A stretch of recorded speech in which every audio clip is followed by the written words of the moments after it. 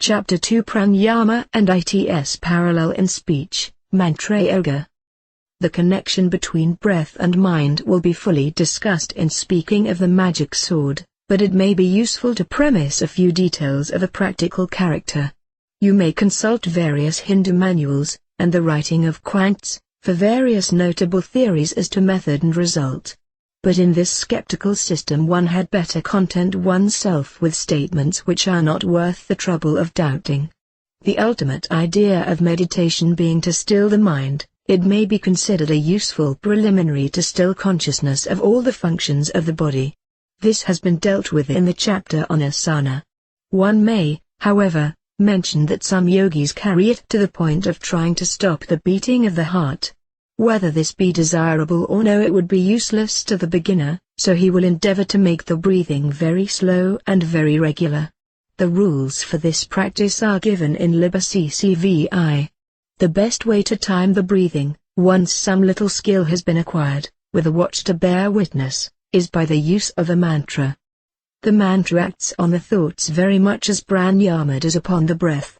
The thought is bound down to a recurring cycle. Any intruding thoughts are thrown off by the mantra, just as pieces of putty would be from a flywheel, and the swifter the wheel the more difficult would it be for anything to stick. This is the proper way to practice a mantra. Utter it as loudly and slowly as possible 10 times, then not quite so loudly and a very little faster 10 times more. Continue this process until there is nothing but a rapid movement of the lips. This movement should be continued with increased velocity and diminishing intensity until the mental muttering completely absorbs the physical. The student is by this time absolutely still, with the mantra racing in his brain. He should, however, continue to speed it up until he reaches his limit, at which he should continue for as long as possible, and then cease the practice by reversing the process above described. Any sentence may be used as a mantra. And possibly the Hindus are correct in thinking that there is a particular sentence best suited to any particular man.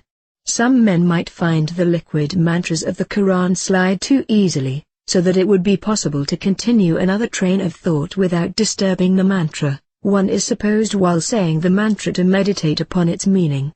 This suggests that the student might construct for himself a mantra which should represent the universe in sound, as the particle, footnote, see Part 2, should do in form.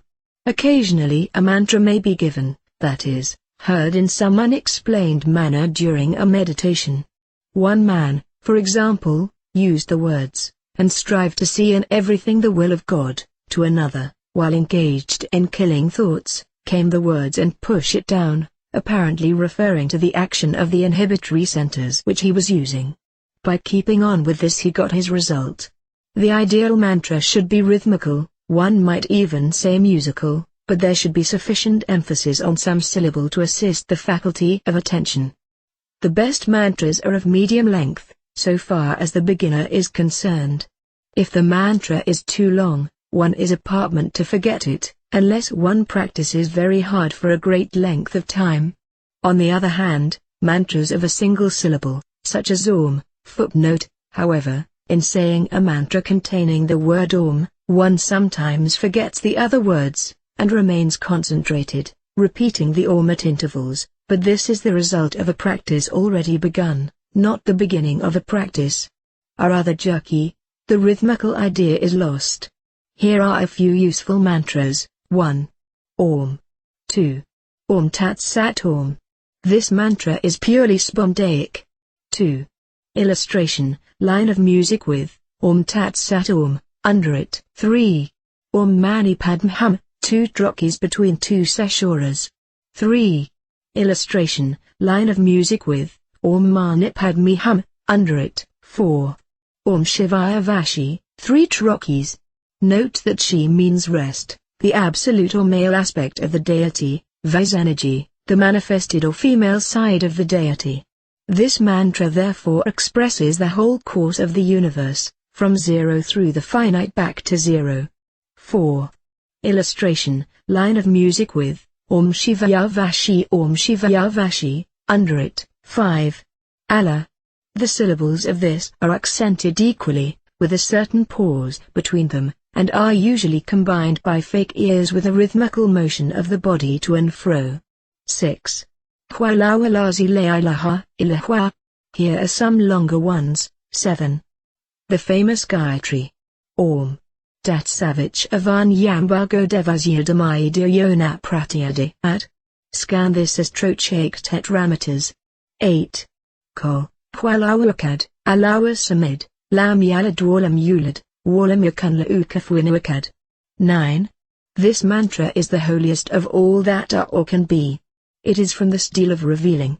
Footnote, see Equinox 7. Akaduatu Furba by AHFU 9. Dudanaraf and Nutaru. Illustration, 2 lines of music with, Akadu, Atufa by, U by Ache, Fudu, Dunaraf and Nu, True, under them, such are enough for selection. Footnote, meanings of mantras. 1 Om is the sound produced by breathing forcibly from the back of the throat and gradually closing the mouth. The 3 sounds represent the creative, preservative, and destructive principles. There are many more points about this, enough to fill a volume. 2. Oh, that existent. Oh, an aspiration after reality, truth. 3. Oh, the jewel in the lotus. Amen, refers to Buddha and Hippocrates, but also the symbolism of the rosy cross. 4.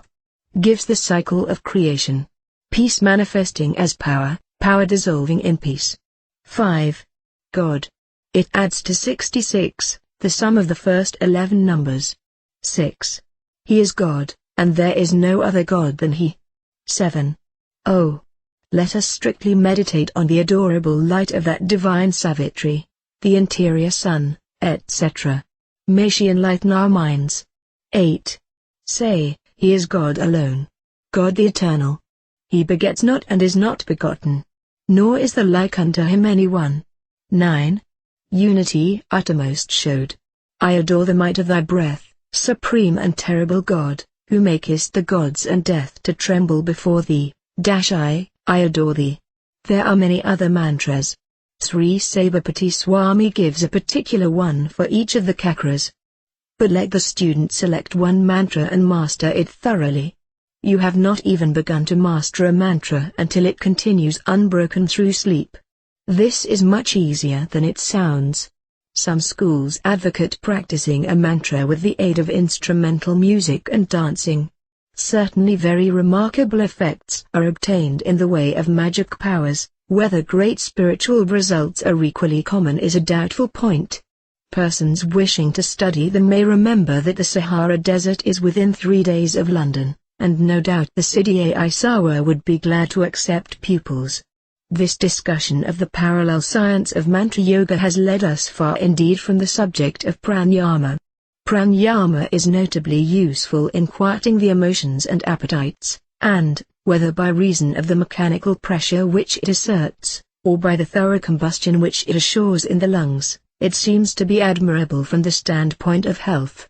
Digestive troubles in particular are very easy to remove in this way. It purifies both the body and the lower functions of the mind. Footnote, emphatically. Emphatically. Emphatically. It is impossible to combine pranayama properly performed with emotional thought. It should be resorted to immediately, at all times during life, when calm is threatened. On the whole, the ambulatory practices are more generally useful to the health than the sedentary, for in this way walking and fresh air are assured. But some of the sedentary practice should be done, and combined with meditation. Of course, when actually racing to get results, walking is a distraction, and should be practiced certainly never less than 1 hour daily by the serious student. 4 hours is a better period, a golden mean. 16 hours is too much for most people.